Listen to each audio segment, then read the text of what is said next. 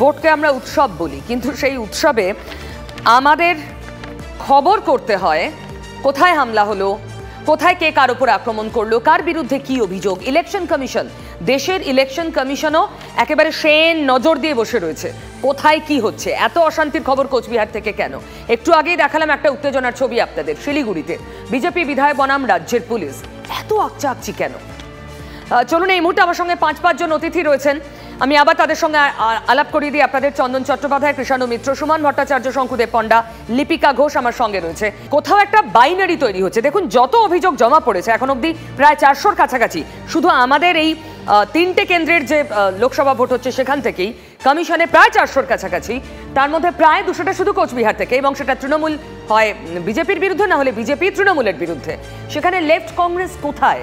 আমার এই প্রশ্নের উত্তর খোঁজার অলরেডি আমি চন্দনদাকে সেই প্রশ্ন করেওছিলাম। দেখুন, ঠিকই তো আপনি যেটা বলেছেন একদম 100% ঠিক। এটাই বাইনারি তৈরি করার চেষ্টা হচ্ছে। কেন জানেন? যে ধরুন 2019 সালের আগে প্রধানমন্ত্রী বললেন চা বাগানগুলো আমরা অধিগ্রহণ করে নেব, আজ পর্যন্ত অধিগ্রহণ হলো না। আবার একই রকমভাবে মুখ্যমন্ত্রী বলছেন নর্থ বেঙ্গলের জন্য প্রচুর শিল্প হবে, একটা শিল্প হয়নি। এনাকে বললে ইনি বলছেন আমার লক্ষ্মীর ভাণ্ডার আছে, উনি বলছেন মোদির গ্যারান্টি আছে। এর বাইরে কিন্তু রুটি রুজি, জীবন জীবিকা, চা শ্রমিক, তাদের বেতন, তাদের মাইনে, তাদের প্রভিডেন্ট ফান্ড জমা পড়ে না, এটা নিয়েও কোনো কথা নেই। অন্যান্য শিল্প তৈরি করা নিয়েও কথা নেই। ফলে দুজনের মধ্যে বাইনারি তৈরি করে রাখা যাতে লেফট ও কংগ্রেস কোনো স্পেস না পায়। এবার আপনার দ্বিতীয় প্রশ্ন ছিল যে কোচবিহারে কংগ্রেস দাঁড়িয়ে পড়েছে।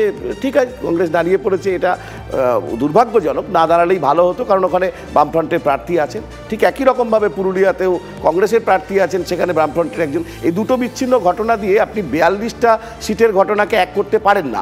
কারণ এই 42টা সিটে তৃণমূল প্রার্থী করেছে যাদের, তার মধ্যে অর্ধেক বিজেপি ফেরত। আবার এই 42টা সিটে বিজেপি প্রার্থী করেছে যাদের, তাদের 1/3 তৃণমূল ফেরত। ফলে এইভাবেই তারা বাইনারি করতে চায়।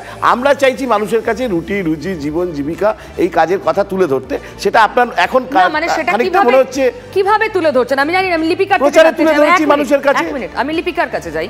আপনারাও তো মানুষের কথা বলতে চাইছেন। তৃণমূল যা করে না, বিজেপি যা করে না, শুধু নিজেরা নিজেদের দিকে দৃষ্টি ঘুরিয়ে রাখে। আপনাদের প্রদেশ কংগ্রেস সভাপতি নিজের কেন্দ্রের বাইরে বেরিয়েছেন এই ভোটে। অধীর চৌধুরীকে আমরা বহরমপুরের বাইরে দেখতে পাচ্ছি। অধীর চৌধুরী গলায় কাস্তে হাতুড়ি তারা ঝুলিয়ে ঘুরছেন, আর আপনারা বিভিন্ন জায়গায় একে অন্যের বিরুদ্ধে লড়াই করছেন। কি বার্তা দিচ্ছেন মানুষকে? কি বোঝাতে চাইছেন আপনারা? না না, অধীর চৌধুরীর বেরোনোর টাইম কি চলে গেছে নাকি? অধীর চৌধুরী প্রত্যেকটা কেন্দ্রে যাবেন, যে কেন্দ্রে আমাদের আছে ক্যান্ডিডেট প্রার্থী রয়েছে সেখানে যাবেন। যেখানে যেখানে যাওয়ার তিনি নিশ্চয়ই যাবেন। তিনি একটা প্রদেশ কংগ্রেস সভাপতি, তিনি যাবেন না? আর এই বোঝাপড়ার ঠিকই তো, প্রথম দফায় ভোট আপনারা প্রার্থী দিয়েছেন, পিয়ার জন্য কতদিন প্রচার করতে গেছেন অধীর বাবু?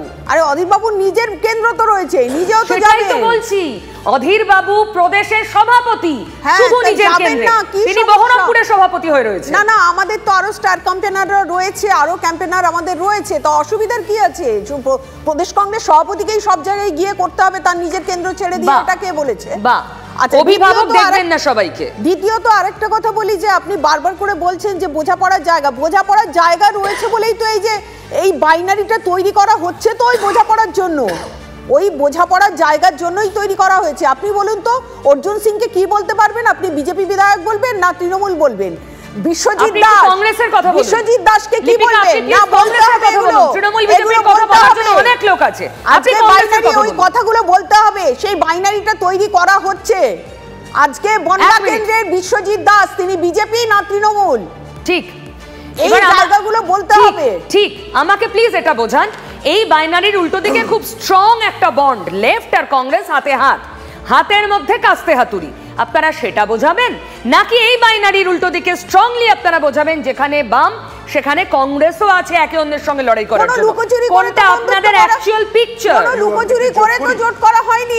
এখানে তো কোনো লুকোচুরি করে করা হয়নি। আমি একটু যোগ করি। আপনি এটাকে জোর করে গোলাচ্ছেন কেন? আমি আপনাকে বললাম কোনো তলায় তলায় তৃণমূল বিজেপি কোনটা জোর করে না, দিনের আলোর মতো পরিষ্কার। ইয়া পরিষ্কার, নীতিশ বাবুও পরিষ্কার, অধীরের গলায় উত্তরীয় পরিষ্কার, পুরোটা পরিষ্কার, গোলানোর কোনো জায়গা নেই। চন্দন বাবু, আমি গোলাচ্ছি না, আমি বলছি 42টার মধ্যে দুটো কেন্দ্র ধরে আপনি এত গোলাচ্ছেন কেন? আমি দুটো কেন্দ্র, কোনোটা গুলছে না, পরিষ্কার পুরোটা, গোলানোর চেষ্টা করার জায়গাই নেই। সুমন বাবু, হ্যাঁ বলুন। আমি একটু বলি, সেটা হচ্ছে দেখুন, বিজেপি বা তৃণমূল যে বাইনারির কথা বলা হচ্ছে, এরা তো তাদের হেভিওয়েট ক্যাম্পেন নামিয়েছে। নরেন্দ্র মোদী এসছেন, অমিত শাহ এসছেন, এপাশে মমতা ব্যানার্জি যাচ্ছেন। আচ্ছা, আমি ধরে নিলাম যে 3টে কেন্দ্র নিয়ে কংগ্রেস ভীষণ সিরিয়াস। কোথায় রাহুল গান্ধী? একবারও এসছেন একজন বাম প্রার্থীর সমর্থনে?